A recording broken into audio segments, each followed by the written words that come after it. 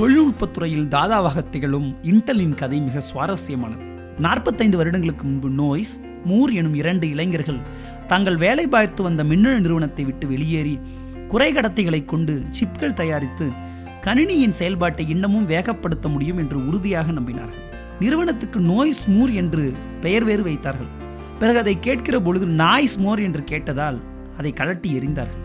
Arthur rock எனும் பணக்காரரிடம் போய் நின்றார்கள். ஒரு 2 நாளில் $25 லட்சம் பணத்தை திரட்டி கொண்டு வந்தார் அவர். இன்டெல் கோ எனும் ஹோட்டல் கம்பெனியிடம் இருந்து கடன் வாங்கி பெயரை இன்டெல் என்று வைத்தார்கள். ஒரு ஜப்பானிய நிறுவனம் கால்குலேட்டர் தயாரிப்பில் பயன்படுத்தப்படும் சிப்பை வடிவமைக்கும் பொறுப்பை இவர்களிடம் கொடுத்தது.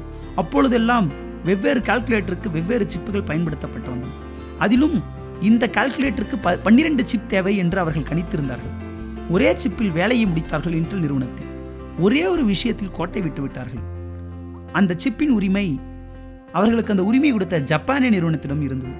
அப்பொழுதெல்லாம் கணினிகள் ஏகப்பட்ட இடத்தை அடைத்துக் கொள்ளும், சீக்கிரம் சூடாகிவிடும், ரொம்ப ஸ்லோ வேறு, கூடவே வருகிற மின்சார பில் ஏகத்துக்கும் ஷாக் தரும். இதற்கெல்லாம் பதில் தருவதாக இவர்களின் 4004 மைக்ரோ ப்ராசஸர் அமைந்தது. கட்டை விரல் நகத்தை விட சிறிய அந்த ப்ராசஸரில் 2000க்கும் மேற்பட்ட டிரான்சிஸ்டர்கள் இருந்தன.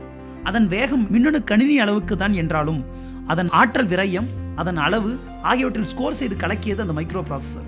அப்பொழுது துவங்கிய ஆட்டம்தான். முதலில் சும்மா மேக்னெட்டிக் வஸ்துக்களை நகர்த்துகிறோம் என்று வந்தவர்கள் கணினி தயாரிப்பில் புரட்சி செய்து விட்டார்கள். நாம் எல்லாம் கொண்டாடும் பென்டியம் ப்ராசஸர் உண்டானது ஒரு 20 வருடங்களுக்கு முன்புதான். அதை உருவாக்கியவர் வெறும் $8 எக்கச்சக்க நம்பிக்கையோடு அமெரிக்கா போன டெல்லி பையன் வினோத் டாம் தான். அவரே பென்டியம் ப்ராசஸரின் அப்பா. அப்புறம் ஃபிளாஷ் தொழில்நுட்பத்தையும் வினோத் டாம் உருவாக்கி கலக்கினார்.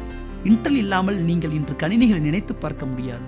இன்டெல் இருக்கிறதா என்று எல்லா கம்ப்யூட்டர்களையும் கேள்வி கேட்க வேண்டிய சூழலை உண்டு செய்திருப்பதே அதன் வெற்றி.